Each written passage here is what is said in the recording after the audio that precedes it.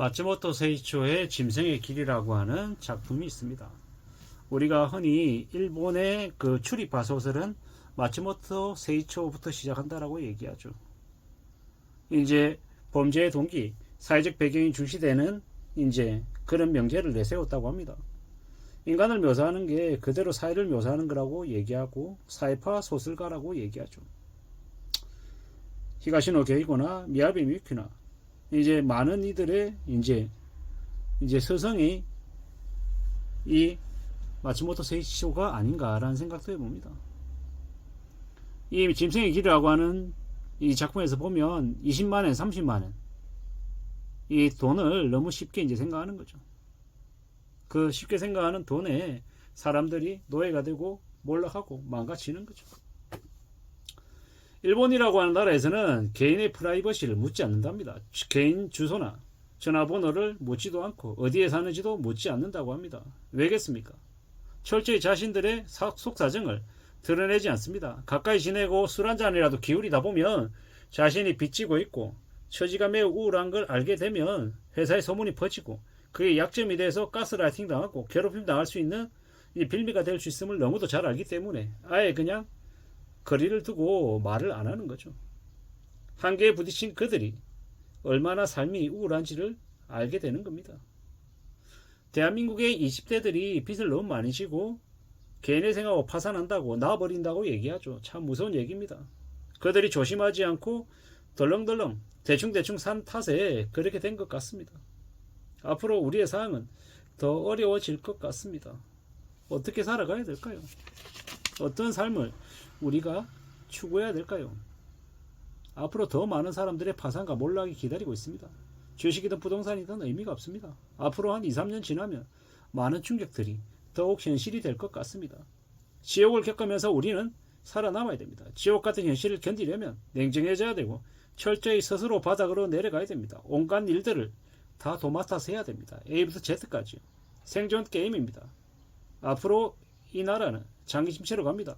저성장 일본과 같아진다. 아니 일본보다 더 심해진다라고 봐야 됩니다. 국부가 축소되고 사람들의 삶이 어려워지고 가계소득이 쪼그라듭니다. 이번에 연끌사태에 걸려들지 않은 사람들은 조상들이 앞장서서 도운 거라고 하죠.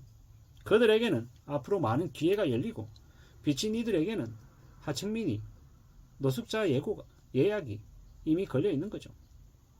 일본에서는 노숙자가 3만 명이랍니다. 엄청나게 많은 숫자죠. 그리고 도시총각도 늘어난답니다. 50세까지 결혼하지 않는 사이코 정신병자가 폭증한답니다. 변태 사이코 인생 포기자들 폭증입니다. 왜겠습니까? 돈이 없으니까요. 능력이 없으면 결혼도 못하는 겁니다. 계급이 한번 추락하면 다시 복구 못하는 거죠.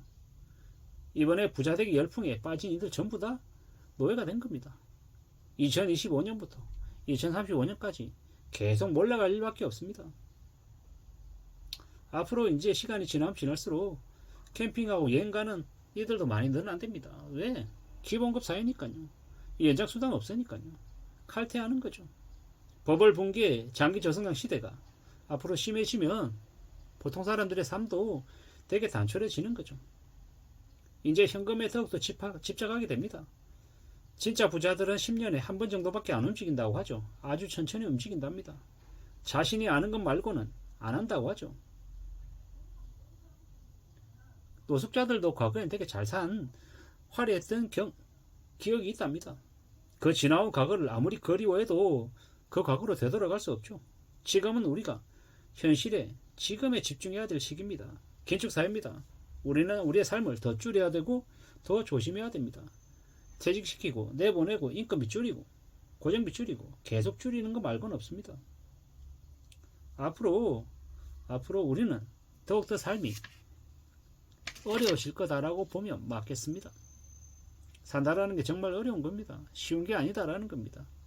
그렇기 때문에 더욱더 가늘고 길게 살 생각을 해야 되고 재산을 잘 지켜야 됩니다. 자신이 돈 많다고 떠벌리고 자랑하는 사람들, 그들은 진짜 부자가 아닙니다. 가짜입니다. 남들을 망치고 남들이 무너질 때까지 기다리는 악인들입니다. 그러므로 절대로 그들의 말에 놀아나서는 안 되겠습니다. 그저 우리는 살아가는 인생의 지혜를 추구해야 되겠습니다. 앞으로 세금이 폭증할 것이고 돈만 벌면 나라에서 뜯어가려고 혈안일 겁니다. 그렇기 때문에 어떻게든 고정 수입을 확보해야 됩니다. 뭐 매월 꼬박꼬박 나오는 월세가 나오는 부동산이든 이자가 꾸준히 나오는 장기 채권이든 아니면 고배당 우량주든 뭐든 계속 배당과 월세와 이자가 계속 나오는 구조를 만들어야 됩니다. 그래야 살아갈 수 있습니다. 지금은요 더욱더 조심하며 지내야 됩니다. 살아가는 삶이 쉽지 않습니다. 어렵습니다.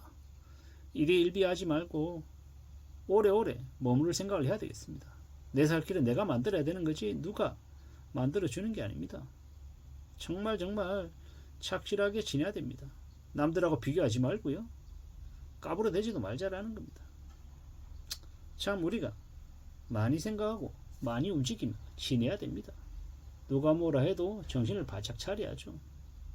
이런 생각 저런 생각 많은 생각들이 듭니다. 어떻게 지내야 될까?